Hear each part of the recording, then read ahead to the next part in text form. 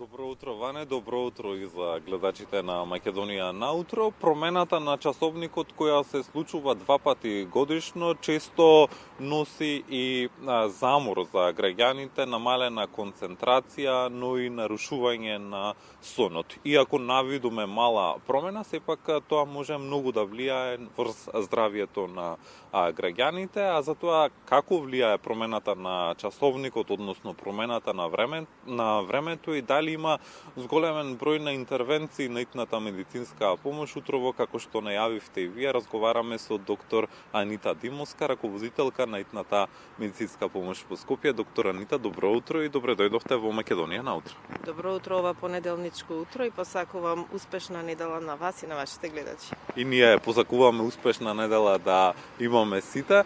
А за почеток на нашиот разговор, какви нарушувања носи промената на часовникот кај организмот на граѓаните и какви најчесто симптоми се разбиваат?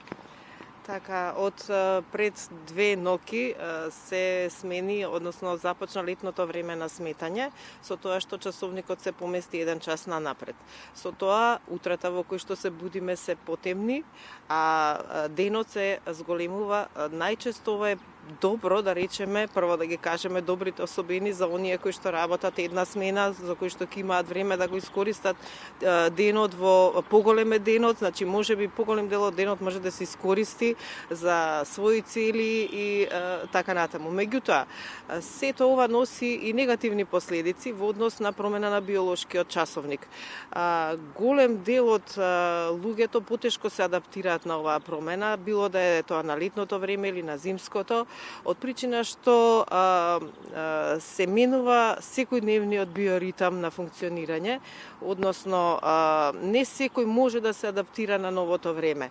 Така да во однос на сите оние секојдневни навики кои што постојат, најчесто тука потешко се адаптираат хроничните болни, значи повозрастните пациенти, меѓутоа не се исклучок и младите кои што секојдневно треба нели работно да функционираат, така да како што кажавте, тука и промена и на концентрацијата, символична е она недоспаност и замор, значи секој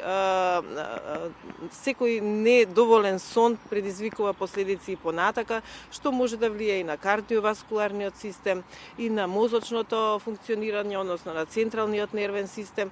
Така да тоа се и научниците докажале дека неделата и наредните недели после менување на часовникот има некои последици по здравјето на луѓето. Особено на нас што работиме на утринска емисија. Докторке, кажете ми, дали бележите на зголемен број на повици на итната медицинска помош и дали тоа е поврзано и со промената на времето? Веќе ја начнавте темата на кардиоваскуларни проблеми, но исто така можеби и анксиозност или пак нешто друго. Да, во однос на интервенциите во службата за итна медицинска помош и веќе ги земам минатиот овој викенд што измина. Значи тука влијае не само промената на часовникот, туку и самата промена на временските услови, на температурата. Имаме едни варијабилни температурни разлики кои што се со големо растојание од утринската до дневната температура и ноќната, така да секако дека тоа се рефлектира кај сите оние пациенти кои што веќе земаат хронична терапија, меѓутоа и на оние кои што се навидом здрави. Така да службата овој викенд се соочи со во просек 75 интервенции за едно деноноќие, со тоа што бележиме поголем број на интервенции на јавни места во недела, односно вчерашниот ден, веќе имаме во тек на неделното деноноќие 5 сообраќајни незгоди, во тек на саботното 1 сообраќајна незгода.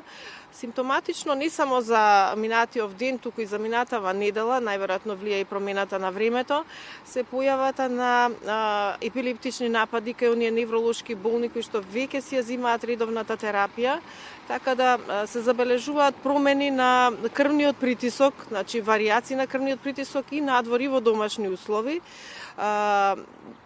Бележиме и по некој мозочен удар, меѓутоа сепак треба да напоменеме дека ова треба да биде еден сигнал дека поготово оние кои што ја земаат редовната терапија не треба да направат отстапки и зашто и да треба, тука се и матичните лекари, тука сме и ние за консултација, нашите доктори на 194.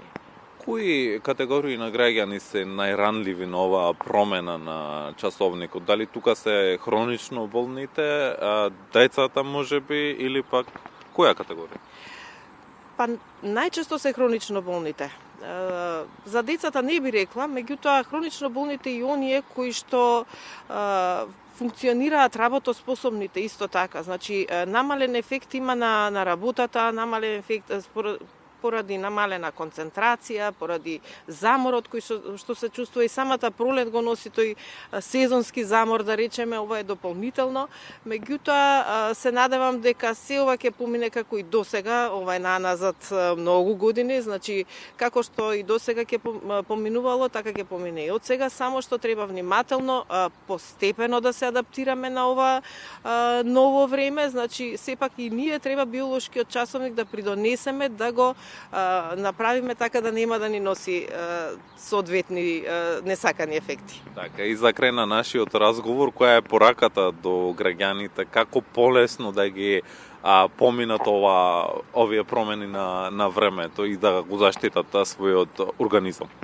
Да, значи здрав начин на водење на живот, сепак биолошкиот часовник да треба да се организира спрема новото време и така ќе биде полесно, значи со тек на наредните 6 месеци до новото, нели, пресметување на времето, секако дека оние кои што се со редовна терапија да ја зимаат, оние кои што се навидум здрави и здрави да се бават со физичка активност, тоа се однесува и на младите, кој што може и со спорт, правилна исхрана, здрава исхрана и сето тоа ќе доведе до многу полесно надминување на сите овие симптоми.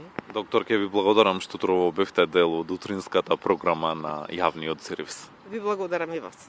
За тоа како влијае промената на часовникот врз здравието на граѓаните, врз организмот на луѓето утрово во Македонија наутро, разговаравме со раководителката на итната медицинска помош во Скопје, доктор Анита Димовска.